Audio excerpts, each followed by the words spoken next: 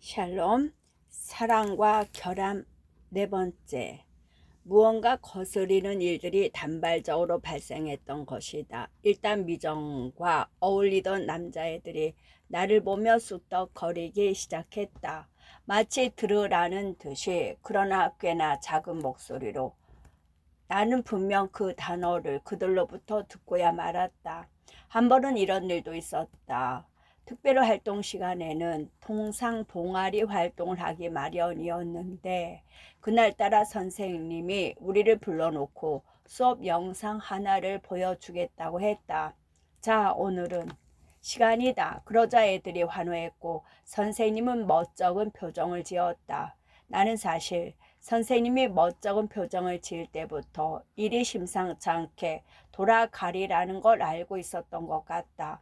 그래서 그랬다. 주의를 돌리기 위해 영상을 보다 말고 잠깐 물을 마시기 위해 교실 뒤 사물함으로 향했다. 물병에 물을 받고 잠시 사물함 옆에 서서 영상을 보았다. 나는 그 작은 가만히 바라보았다. 나에게 그 장면은 꼭 다 큰 어른이 기이한 인형 놀이를 하는 것처럼 느껴졌다. 그때 현태규가 다가온 것이었다. 살금살금 걸어온 현태규가 갑작스럽게 내 양쪽 어깨를 꽉 쥐고는 제 몸을 꼭 그짓거리 하는 것처럼, 그러고는 무력하게 흔들리는 내 고개를 보며 자기 무리와 함께 킬킬 웃었다. 나는 지금까지 그 짓거리라 부르는데 그건 선생님이 그 순간 그렇게 말해서였다. 그 그만해라. 그러니까 그 선생님에게 문제는 현태규가 나에게 그런 일을 했다는 게 아니었다. 그 거리를 했다는 것이었다. 나는 아무렇지 않은 척 자리에 가서 앉았다. 그리고 공책을 펴고 드레스를 입은 갈래머리 공주 그림을 그렸다. 현태규 무리는 다시 335호 환호하며 온통 그 거리에 대한 이야기뿐 영상을 감상했다. 나중에 알게 된 사실인데 현태규는 미정의 애인이었다. 현태규와 미정이 사귄 지 22일째 되는 날이었다. 그들이 투투하며 돈을 거뒀다. 나는 마지못해 2,200원을 내밀면서 미정에게 어떻게든 말을 걸어보려 했다. 축하해. 그러자 미정은 새침하게 고마워 한마디를 하고는 교실 맨 뒷자리로 돌아가 버렸다. 그렇게 끝난 줄 알았더니 잠시 후 윤다혜를 내 앞에 데려왔다. 윤다혜는 앞머리를 이마끝까지 짧게 자르고 빨간 뿔테 안경을 쓴 아이였다. 너 그거 알아? 얘가 소문내고 다녀. 미정이 눈을 동그랗게 뜨고 말했다. 나는 입을 꾹 다물고 맥없이 고개를 저었다. 그러자 미정이 내 얼굴을 들이밀었다. 안 빡쳐? 안 빡쳐? 그 시절 일진에게 저항할 수 없는 아이들이 난제는 그것이었다. 어떤 대답을 해도 그들 마음에 들지 않을 거라는 사실을 안 채로 대답을 하는 거. 나는 머리가 새하얘졌다. 할 수만 있다면 미정에게 사과하고 싶었는데 미정은 그것을 원하지 않는 것 같았다. 미정은 그저 내게 지독해지고 싶어하는 사람처럼 굴었다. 빡쳐. 그럼 맞짱 떠. 나와 윤다혜의 눈이 마주쳤다. 윤다혜도 슬금슬금 미정의 눈치를 보기 시작하는 게 보였지만 미정은 아무것도 모르는 척 껌을 씻을 뿐이었다. 나는 어쩐지 미정의 그런 모습에 기가 질리기보다는 화가 났다. 지금 생각해보면 나는 언제나 그런 행동에 쉽게 화가 났다. 서로의 사이에 부려놓아진 것이 몹시 많음에도 불구하고 그것을 모른 척하는 사람들 특유의 행동. 그러니까 우리는 최대한 여러 방식으로 관계를 맺을 수도 끊을 수도 이어갈 수도 있는데 꼭 자신에게 주어진 방식은 하나뿐인 것처럼 구는 사람들에게 화가 났다. 왜냐하면 이 상황에서 가장 배제되고 소외되는 존재는 나 자신이라는 걸 너무도 잘 알았기 때문에. 그래서 그랬다. 분명 홧김이었지만 이 말을 뱉은 뒤로 상황은 돌이킬 수 없게 되어버렸다. 윤다혜 윤다혜와 나는 방과 후에 맞짱을 뜨기로 했다. 초등학교 때 미정과 함께 지나다녔던 바로 그 뒷산의 공터에서. 평소 같으면 루와 루의 아기를 떠올렸을 터였지만 그럴 정신이 없었다. 나는 수업 시간 내내 가슴을 졸이면서 시간을 보낼 수밖에 없었다. 슬쩍 윤다혜의 자리를 쳐다봤는데 윤다혜도 부산스럽게 다리를 떨고 있었다. 미정과 현태규 무리가 뒤에서 낄낄거리는 소리가 들렸지만 모른 척했다. 나는 이 상황을 어떻게든 피하고 싶었지만 결코 피할 수 없다는 걸 알았다. 나는 인생이 적당한 시점에 최악의 결말로 끝나버릴 거라는 염세적인 기분을 느끼곤 했다. 하지만 최악의 결말은 존재하지 않고 늘 최악의 순간만이 존재할 뿐이었다.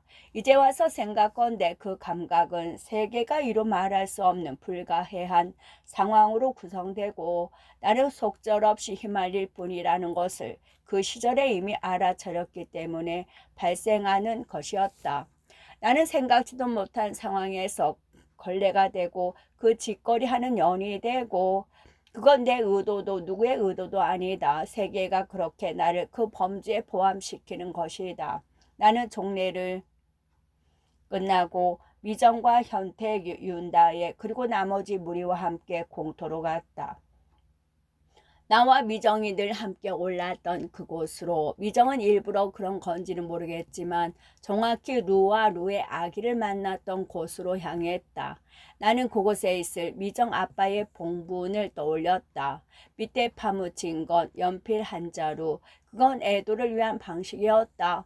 그때는 그렇게 생각했다. 하지만 산을 오르는 그 순간 내가 정말로 미정에게 잘못했다는 것을 깨달아 버렸다. 그래서는 안 되는 것이었다. 예전에 미정의 집에서 잤을 때 미정은 깊은 밤이랍시고 내게 많은 것을 잘도 털어놓았다. 그러니까 아빠의 불륜과 가난 같은 것들을. 나는 그것을 전부 다 들었는데 왜 그건 애도가 아니었다. 나는 내 나름대로 허영투성이 의식을 치르고 싶었던 것뿐이었다. 미정은 아빠를 용서하지 않았다. 아빠의 죽음은 미정에게 분노만 더할 뿐이었을 것이다. 나는 미정에게 진심 어린 사과를 하고 싶었다. 그러려면 정말 맞짱을 떠야 한다고 생각했다. 그게 미정이 원하는 것일 테니까. 윤다혜가 내 머리채를 휘어잡고 뺨을 때리고 배를 걷어차는 그 순간을 보고 싶어 하는 것일 테니까. 자, 방식은 원펀치야. 돌아가면서 뺨을 때리다가 슬슬 몸이 풀리는 쪽이 먼저 시작하는 거야. 누가 먼저 할래? 현태규와 미정, 아이들은 나와 윤다혜를 빙 둘러싸고 자리에 앉았다. 침묵이 찾아왔다. 그들은 나와 윤다혜만큼 긴장하고 있었다. 그토록 폭력은 확실한 힘을 가지고 있다. 좌중을 압도하는 거센 힘을. 그 당시 우리에게 그 폭력의 의미 따위는 전혀 중요하지 않았다. 나와 윤다혜는 선체로 서로를 노려봤다. 누구도 원하지 않지만 해야 하는 싸움이었다. 세상에는 그런 싸움도 있는 법이다. 시작은 내가 했다. 온 힘을 실어 윤다혜의 뺨을 때렸다. 그러자 윤다혜도 바로 내 뺨을 때렸다. 우리는 서로의 머리채를 잡았고 손톱으로 뒷목을 긁었으며 함께 주저앉았다. 아이들은 숨소리조차 내지 않았다. 정말이지 조용한 싸움이었다. 간간히 신음만이 들려오는 이상한 싸움. 그도 그럴 것이. 우리는 싸울 줄을 몰랐다. 그저 머리채만 잡으면 다라고 생각했다. 나는 싸우면서 점점 윤다혜에게 화가 나는 나 자신을 느꼈다. 서로의 의지가 아닌 것을 아는데도 불구하고 상대에게 분노하게 되었다. 결국 다리를 뻗어 윤다혜의 복부를 있는 힘껏 세게 찼다. 그러자 윤다혜가 뒤로 크게 넘어졌다. 그리고 울음을 터뜨렸다. 윤다혜가 훌쩍거리자 가장 먼저 웃은 사람은 현태규. 나는 입을 커다랗게 벌리고 와하하 웃음을 터뜨리는 그 애를 절대로 잊지 않겠다고 다짐했다. 아이들은 나를 향해 박수를 쳤고 나는 숨을 헐떡거리면서 현태규를 노려보았다. 그때 그런 내게 현태규가 다가왔다. 정신 왔냐? 미정이 현태규를 저지했다. 그러고는 절제되고 위험이 서린 목소리로 애들을 둘러보며 말했다. 자, 내려가. 아이들은 정말로 다 내려갔다. 순식간에 윤다혜도 몇 안 남은 친구들의 부축을 받아 쩔뚝거리면서 내려갔다. 윤다혜의 울음소리가 점점 멀어져 갔다. 공터에는 나와 미정만 남았다. 모두가 떠나고 난 뒤 미정은 나를 바라보며 물었다. 어디 있어? 내가 모르겠다는 듯 고개를 젓자 짜증 섞인 어조로 다시 한번 물었다. 그 봉분 말이야. 그제야 눈물이 나왔다. 나는 훌쩍거리며 봉분이 있을 장소로 천천히 올라갔다. 신기하게도 그곳에는 여전히 작은 봉분이 남아 있었다. 미정은 내가 가리킨 그 봉분을 가만히 내려다 보다가 발로 짓이겼다. 한참을 그렇게 짓밟다가 씩씩거리며 내게 말했다. 너도 해. 나는 미정을 따라 봉분을 처참히 짓밟았다. 봉분을 부수면 무언가가 아예 사라지기라도 할 것처럼 한참을 그렇게 흙더미를 부수고 밟고 나서야 미정은 웃었다. 나도 미정을 따라 웃었다. 집으로 돌아가니 엄마는 밥을 차리고 있었고 아빠는 소파에 누워 텔레비전을 보고 있었다. 최대한 조용히 들어가려고 했는데 엄마가 그날따라 현관에 나와 직접 나를 맞았고 이내 엉망이 된 내 얼굴을 보고 깜짝 놀라 소리를 질렀다. 아빠가 달려왔다. 무슨 일이니? 나는 아무 말도 하지 않고 방으로 들어갔다. 가방을 내려놓고 침대에 누웠다. 누운 채로 머리에 손을 넣어 보았는데 머리카락이 한 움큼 빠져나왔다. 힘도 좋네. 나는 눈을 감고 윤다혜를 떠올리며 중얼거렸다. 문득 치마 주머니에서 진동이 울렸다. 주말에 같이 놀자. 미정의 문자였다. 이제 윤다혜는 다신 그 무리와 어울리지 못할 것이었다. 그리고 미정은 내게 기회를 주었다. 나는 그것을 바로 알아차릴 수 있었다. 정말 이상하게도 그 순간 나는 깊은 안도감을 느꼈다. 노크 소리가 들렸다. 대답하지 않았다. 그럼에도 불구하고 노크 소리는 지겹도록 이어졌다. 나는 참지 못하고 문을 벌컥 열어버렸다. 엄마가 서 있었다. 밥 먹어. 그렇게만 말하고 엄마는 돌아갔다. 나는 고민하다가 결국 식탁 앞에 앉았다. 나와 엄마는 아빠가 먹기 전까지 숟가락을 들지 않았다. 이따금 아빠는 일부러 꿈을 거리곤 했는데 자신의 권위를 확인하려는 것이었다. 나는 그것이 미워서 견딜 수가 없었다. 아빠는 가족과 떨어져 있기 싫다는 이유로 다니던 대구 소재의 직장을 때려치웠고 지금은 이렇다 할 직업이 없었다. 희조야, 우리는 가족이야. 네, 그 말이 무슨 뜻인지 아니? 뭔데요? 아주 안전하다는 뜻이지. 그러니까 우리에게는 더 놓고 말해도 돼. 엄마가 부드러운 목소리로 말했다. 나는 묵묵히 밥만 먹었다. 아빠가 큰 소리를 내며 젓가락을 내려놓았지만 시선을 주지 않고 모르는 척했다. 나는 초등학교 시절 아빠가 컴퓨터를 부순 이후로 아빠에게 말을 걸지 않았다. 아빠가 교육의 일종이랍시고 하는 모든 일이 내게는 단순한 화풀이로밖에 보이지 않았기 때문이었다. 괜찮아, 희조야. 우리잖아. 일단 엄마가 말하는 우리가 도대체 어떤 우리를 뜻하는지 알 수 없었다. 나에게 우리인 이들은 그들, 그러니까 인위적인 울타리에 둘러싸인 채 갓 허물을 벗어 던지고 날뛰는 동급생들이었다. 참 이상하다고 생각했다. 나는 그들을 그렇게나 무시했으면서도 어떻게든 그들과 우리가 되기 위해 애를 쓰고 있었던 것이다. 그 순간 아빠가 최대한 밝은 목소리로 내게 말했다. 곧 동생이 생길 거란다. 나는 도대체 무슨 소리를 들은 건지 한참이나 고민했다. 그리고 깨달았다. 얼마 전부터 엄마는 종종 헛구역질을 하고 머리가 아프다고 했다. 엄마는 아이를 가진 것이다. 임신이라고 불리는 그것을 한 것이다. 나는 정말로 모든 것을 잊어버릴 정도로 화가 났다.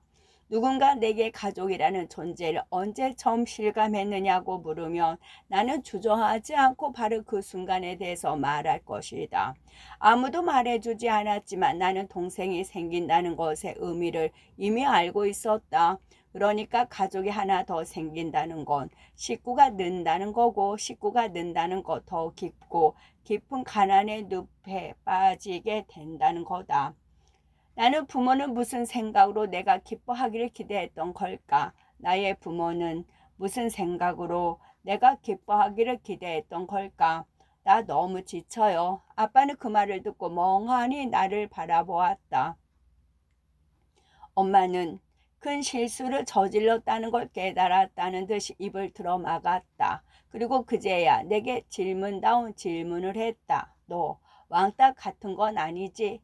눈물이 흘렀다. 눈물이 너무 많이 흘러서 내 상황을 설명할 수조차 없었다. 아빠가 그런데 어깨를 붙잡고 얼른 설명해 보라고 소리쳤다. 하지만 지금 내 상황을 어디에서부터 어떻게 설명할 수 있단 말인가?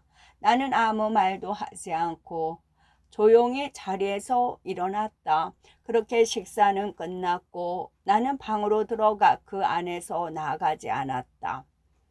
미정은 토요일 저녁에 나를 자신의 집으로 초대했다. 미정과 멀어지기 전에 나는 곧잘 미정의 집에 놀러 가곤 했는데 그때와는 사뭇 다른 느낌이라 잔뜩 긴장한 상태였다. 나는 엄마가 친구 집에 놀러 갈 때처럼 시장에서 참외 한 봉지를 사가지고 갔다. 미정이 사는 곳은 오래된 복도식 아파트였는데 들어가 보니 내부는 꽤나 깔끔했다. 나는 사실 또다시 복도식 아파트에서 살기로 한 미정의 엄마가 잘 이해가 가지 않았다. 미정의 아빠가 바로 이런 아파트에서 떨어져 죽지 않았던가. 내가 기억하는 미정의 엄마는 딱 갖출 것만 갖춘 전형적인 젊은 엄마의 모습이었다. 그런데 불과 몇 년밖에 지나지 않았는데 미정 엄마는 전혀 다른 사람처럼 보였다. 흑당 같은 긴 머리를 따 오른쪽 어깨에 늘어뜨리고 검은색 드레스를 입고 있었다. 레이스가 풍성하게 달린 옷이었는데 조금 부담스럽게 느껴질 정도였다. 게다가 진한 색조 화장까지 더한 미정의 엄마는 초등학교 때 내 머리를 묶어주고 김치볶음밥을 해주었던 그 사람과는 완전히 다른 사람이었다. 알지 우리 엄마? 미정이 제 엄마의 팔짱을 끼며 발랄한 목소리로 말했다. 안녕하세요. 나는 어정쩡한 자세로 미정 엄마에게 참외 봉지를 내밀었다. 그러자 미정 엄마는 뭘 이런 걸 사오냐며 내 머리를 쓰다듬어 주었다. 그러고는 참외를 깎아주겠다며 나를 소파에 앉히곤 부엌으로 향했다. 우리 집 어때? 나는 집 내부를 서둘러 두리번거리며 말할 거리를 찾았다. 고풍스러워. 그건 사실이었다. 딴판이 된 미정 엄마처럼 집도 마찬가지였다. 어렸을 때 미정이 살던 집은 내가 살던 집과 별다를 바 없는 평범한 모습이었는데 지금은 전혀 달랐다. 나는 거대한 갈색 가죽 소파에 앉아 가구들을 유심히 들여다보았다. 나무로 된 가구들은 광택제를 얼마나 발랐는지 몹시 반들거렸다. 가운데 텔레비전을 올린 채 우뚝 서 있는 앤티크한 장식장, 거실과 부엌 사이에 놓인 커다란 대리석 식탁, 화려한 장식의 뻐꾸기 시계까지. 확실한 건 지금의 분위기가 좀 더 미정 엄마의 취향이라는 거겠지. 나는 그렇게 생각하며 멍하니 장식장 속 인형들을 바라보았다. 미정은 내 옆에 앉아 초등학교 때 함께했던 일들에 대해 이런쿵 저런쿵 떠들었는데 그 모습이 약간 들떠 보였다. 우리 햄스터 훔친 거 기억나? 기억나지? 내가 햄스터를 넣었잖아. 그건 다음같이 마트를 나섰지. 화단에 햄스터를 풀어줬고 그걸 네가 뭐라고 했더라? 기억 안 나. 사실 내가 그때 했던 말을 기억하고 있었다. 하지만 기억나지 않은 척했다. 그런 말을 했던 나 자신이 부끄러워서 그때의 내 모습은 나 혼자만 기억하고 싶어서. 그러니까 내가 미정에게 했던 말은 해방이었다. 초등학교 시절에 나는 마트에는 햄스터를 훔쳐서 아파트 화단에 풀어주는 것을 해방이라고 여겼던 것이다. 하지만 이제 나는 그것이 결코 해방이 아님을 알고 있었다. 그것은 내 던져짐 그 자체였다. 미정 엄마는 참외를 예쁘게도 깎아왔다. 나는 씨를 걷어낸 참외를 먹으면서 달라진 미정 엄마의 모습을 흘꺽거렸다. 그렇다. 미정 엄마와 눈이 마주쳤다. 많이 예뻐졌네. 그렇게 말하는 미정 엄마의 목소리는 한껏 꾸며낸 듯이 들렸다. 우아한 분위기를 풍기기 위해 노력한 목소리였다. 나는 그런 미정 엄마의 모습이 문득 불쾌하게 느껴졌다. 그래도 누군가의 엄마인데 이런 식이면 안 되지 않나? 그런 마음이 들어서 나는 나의 엄마를 떠올렸다. 언제나 힘없는 목소리로 나를 반기는 그 태도, 엄마도 괜히 그러는 게 아닐 것이었다. 나름대로 책임과 의무가 있으니까. 그래, 책임과 의무. 나는 속으로 두 단어를 중얼거려 보았다. 그러자 미정 엄마가 어딘가 단단히 잘못되었다는 확신이 불쑥 솟아올랐다. 그래서 그랬다. 나는 미정 엄마가 절대로 가질 수 없는 것에 대해 이야기하고픈 충동이 일었다. 우리 엄마는 임신했어요. 그때 나는 아주 자랑스럽게 그런 말을 잘도 내뱉었다. 그리고 미정 엄마를 바라보며 무언가 느끼는 게 있기를 바랐다. 그런데 미정 엄마는 지극히 무구한 표정으로 나를 향해 미소를 지으며 말했다. 축하한다. 그러자 미정도 박수까지 치며 환호했다. 파티하자 파티. 동생이 생기는 걸 기념하는 거야. 그제야 나는 동생이 생김으로 인해 내 인생이 완전히 뒤바뀌게 되리라는 걸 실감했다. 미정 엄마는 내게 먹고 싶은 게 있느냐고 물었다. 나는 참외 한쪽을 포크로 찍으며 일말의 고민도 없이 대답했다. 스위트콘을 잔뜩 넣은 김치 볶음밥이요. 미정 엄마는 우리를 위한 요리를 뚝딱 만들어서 식탁위에 차려주었다. 초등학교 때 줄곧 해주었던 김치 볶음밥은 물론 계란말이에 어묵까지 휘리릭 붙이고 볶아서 내주었다. 마지막으로 냉장고에서 맥주캔을 꺼내 우리 앞에 놓아주었다. 나는 깜짝 놀라 미정 엄마를 바라보았는데 미정은 익숙한 일이라는 듯 손가락을 눌러 캔을 땄다. 개운한 소리가 났다. 처음 마셔보니? 미정 엄마의 물음에 내가 고개를 끄덕거렸다. 그러자 미정 엄마가 검지를 입에 갖다 대더니 속삭였다. 우리끼리만 아는 비밀인 거야. 나는 떨리는 마음으로 커다란 맥주캔을 바라보았다. 그러고 나서 조심스레 미정이 했던 것처럼 손가락을 놀려 캔을 따려고 했지만 실패로 돌아갔다. 미정 엄마가 대신 맥주캔을 따주었다. 나와 미정 엄마는 서로의 맥주캔을 부딪히며 짠 소리를 냈다. 그것을 꿀꺽꿀꺽 마셨다. 단숨에 기분이 무척 좋아졌다. 미정 엄마는 나와 미정에게 왜 아이들을 술을 마시면 안 되는지 이해가 안 간다고 했다. 술은 하늘의 축복이야. 미정 엄마는 그렇게 말하면서 맥주 한 캔을 단숨에 들이켰다. 나는 미정 엄마를 보며 또 나의 엄마를 떠올리고 말았지만 그런 생각은 금세 잊었다. 술이 있었기 때문이었다. 정말이지 왜 어른들은 좋은 건 다 저들만 하려고 하는 걸까? 나는 그렇게 약간 어른이 된 기분을 즐기며 홀짝홀짝 맥주를 마셨다. 그리고 그들의 대화에 자연스럽게 끼기 위해 노력했다. 희조야, 미정 엄마가 내 이름을 나아지게 불렀다. 네?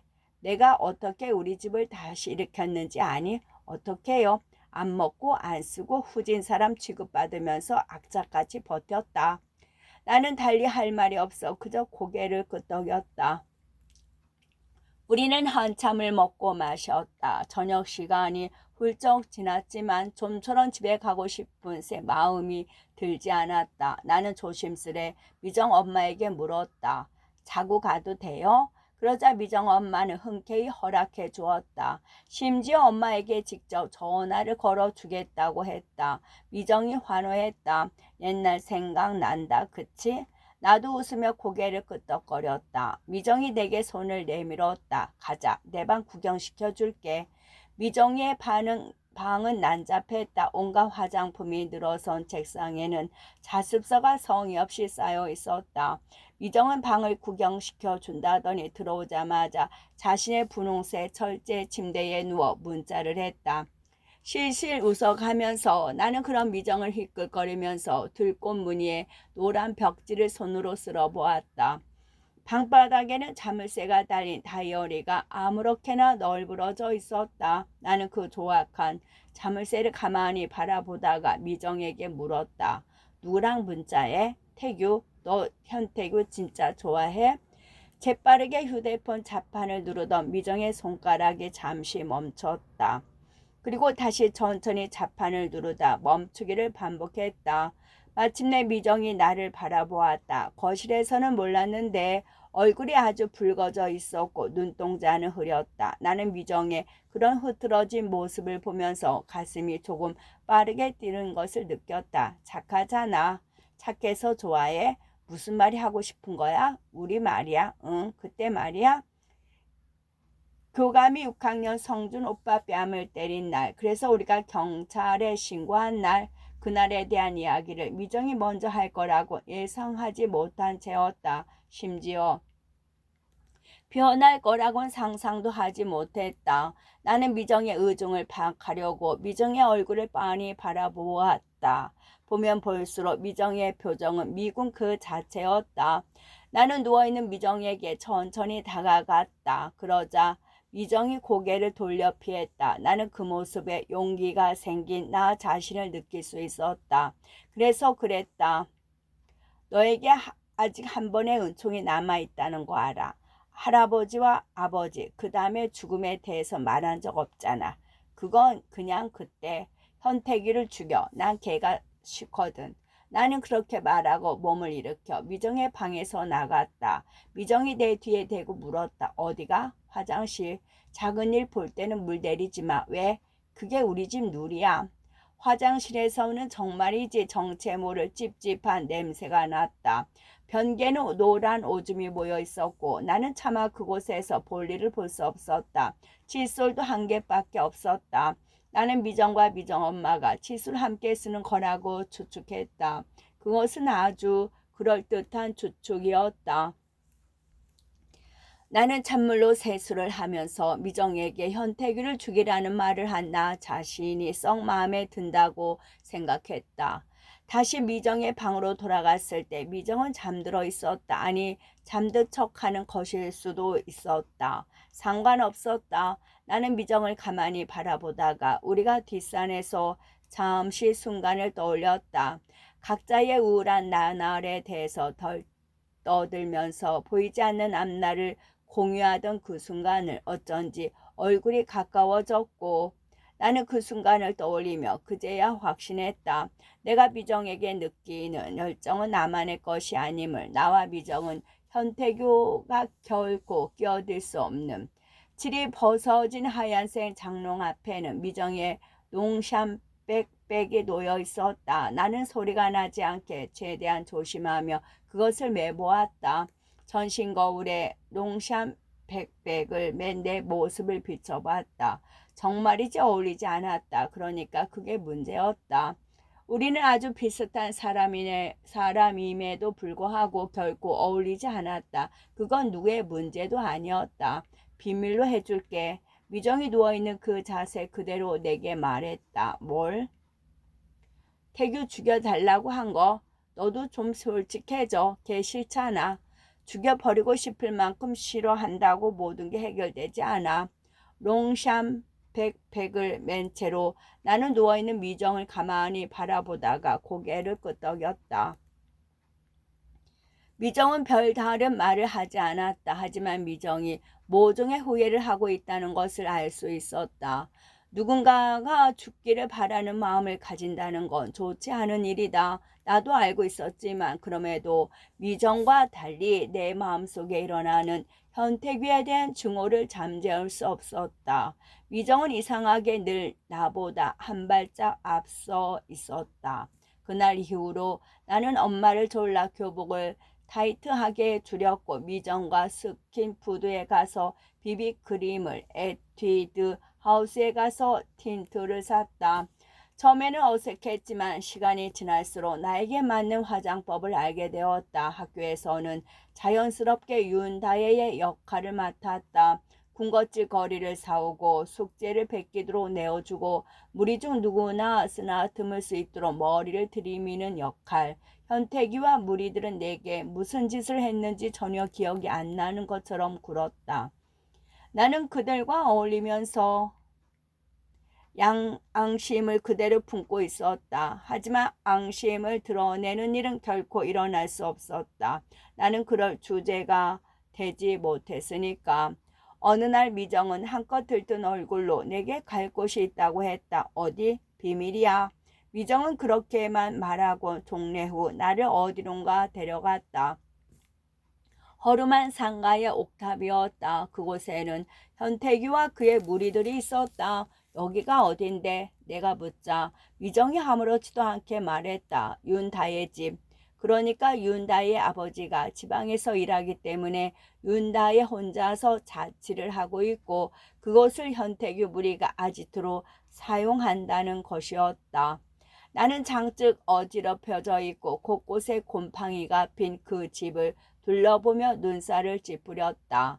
이윽고 파티가 시작되었다. 파티라고 해봤자 소주며 맥주를 들어놓고 마시며 야채 타임 같은 과자 몇 종류를 먹고 담배를 피우는 것이 다였다. 그들은 한껏 술에 취한 채 게임을 하고 춤을 추고 노래했다. 그중 한 커플은 저들끼리 방으로 들어가 한참을 나오지 않았다. 나는 어정쩡하게 자리를 지키다가 현태규 무리 중 한 명이 윤다혜에게 치근덕대는 모습을 보았다. 윤다혜는 어깨를 움츠리며 피하고 있었다. 딴청을 피우며 최대한 모른 척했지만 내 신경은 온통 그쪽에 쏠려 있었다. 그렇게 말한 것은 미정이었다. 미정이 그 남자애와 윤다혜 사이에 파고들어 앉았다. 그러자 현태규가 다가와 미정의 손을 잡아 끌었다. 왜 조를 쳐? 싫다잖아. 애가 싫은 게 어디 있어. 그 순간 나와 미정의 눈이 마주쳤다. 나는 미정에게 정말로 묻고 싶었다. 너는 이 새끼가 정말 착하다고 생각하는 거니? 미정도 그런 내 마음을 알아차린 것 같았다. 그런데 미정은 현태규에게 화를 내기는커녕 나를 보며 말했다. 야, 눈 까라. 그러자 일순 분위기가 이상해졌다. 나는 한껏 띄워올린 앞머리가 갑자기 부끄럽게 느껴졌다. 견딜 수 없이 처참한 기분에 사로잡혔다. 늘 미정을 동경해왔지만 아니, 이건 아닌 것 같았다. 나는 왜 나 자신이 이런 취급을 받도록 내버려 두는가. 자리를 박차고 일어나 밖으로 나갔다. 미정이 곧바로 나를 따라 나왔다. 뭐가 문제인데? 미정이 물었다. 네가 내 인생을 망쳤어. 나는 그 말을 하고야 말았다. 미정이 아빠가 돌아가신 이후로 내가 그것을 미정이 은총이라고 생각하게 된 이후로 나는 돌이킬 수 없는 음침한 청소년이 되고야 말았다. 세상은 죽음에 대한 열망을 지닌 청소년을 그런 식으로 판단했으니까. 하지만 도대체 그렇지 않은 아이들이 존재하기나 한단 말인가. 웃기지도 않아. 은총이 뭐니? 그건 다 거짓말이었어. 널 겁주려고 그랬던 거야. 나는 그런 말을 잘도 짓거리는 미정에게 다가갔다. 우리가 공유했던 내밀한 무언가가 전부 거짓일 수는 없었다. 나는 단 한 번도 은총이라는 단어가 거룩한 무언가라고 생각해 본 적이 없었다. 그러니까 내가 아는 은총은 우리가 지닌 열띤 욕망 그것이었다. 내가 생각하고 있는 무언가를 너도 생각하지 않니? 나는 미정이 그럴 거라고 확신했다. 그때 뒤늦게 현태규가 미정을 따라 나왔다. 둘이 왜 그래? 실실거리면서 그렇게 말한 다음 미정이 현태규를 밀쳤다. 그러자 현태규가 자신의 몸을 미정은 소리를 지르며 현태규를 밀쳤다. 현태규의 마른 몸이 옥상 난간의 세게에 부딪혔다. 현태규가 미정의 뺨을 때렸다. 철썩하는 큰 소리가 났다. 나는 꼭 내가 뺨을 맞은 것 같은 충격에 휩싸였다. 눈앞이 새하얘졌다. 어떤 생각도 할 수 없었다. 그냥 현태규를 죽여버려야겠다는 생각밖에 들지 않았다. 그래서 그랬다. 현태규에게 덤벼들었다. 현태규는 잠시 당황한 것 같았지만 손쉽게 나를 떼어내고 발로 걷어찼다. 나는 바닥에 나동그라졌다. 그때 윤다혜가 현관문을 열었고 나동그러진 나를 바라보았다. 눈이 잔뜩 풀려 있었다. 나는 그런 윤다혜를 보자 더욱 견딜 수 없는 마음이 되어버렸고 다시 한번 이 세상에는 아주 견고한 결함이 존재한다는 것을 실감했다.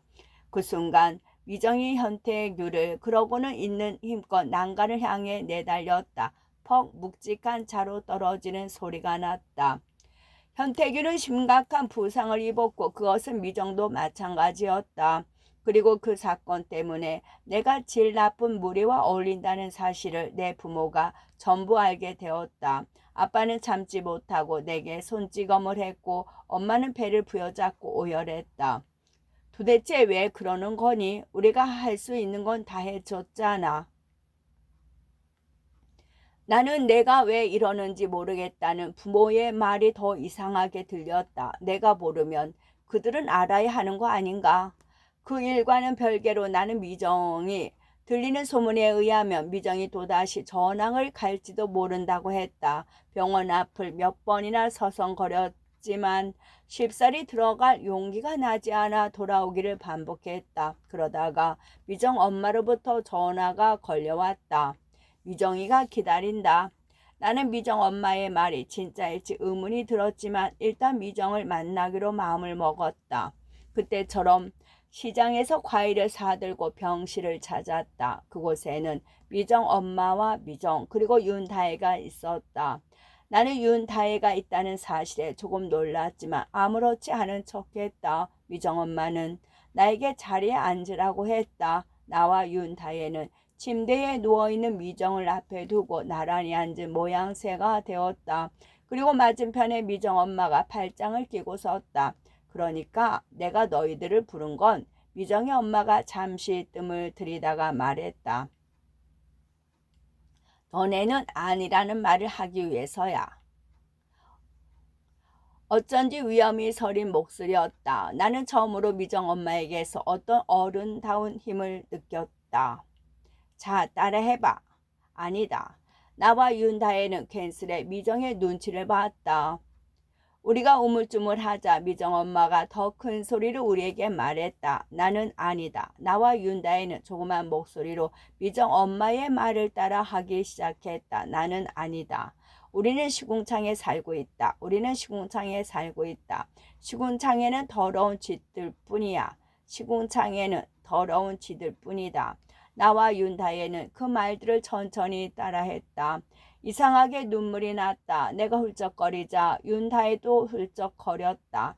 미정도 마찬가지였다. 우리 셋은 그렇게 이상한 주문을 외며 기묘한 슬픔에 사로잡혔다. 미정 엄마가 침대를 빙 둘러와서 나와 윤다혜를 뒤에서 안아주었다. 그리고 말했다. 우리는 더럽고 지저분한 곳에 살아. 그렇지만 결코 그들과 같아질 필요는 없단다.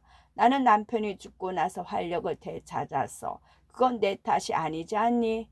미정의 병문안을 마치고 나서 윤다혜와 나는 터벅터벅 집으로 향했다. 골목에 들어서자 윤다혜가 주변을 둘러보더니 담배를 꺼냈다.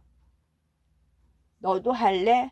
우리는 담배 하나를 번갈아 피웠다. 매캐한 연기가 가슴속을 훑고 지나갔다. 먼저 말을 꺼낸 건 윤다혜였다. 맞짱 떴을 때 말이야. 응, 끝.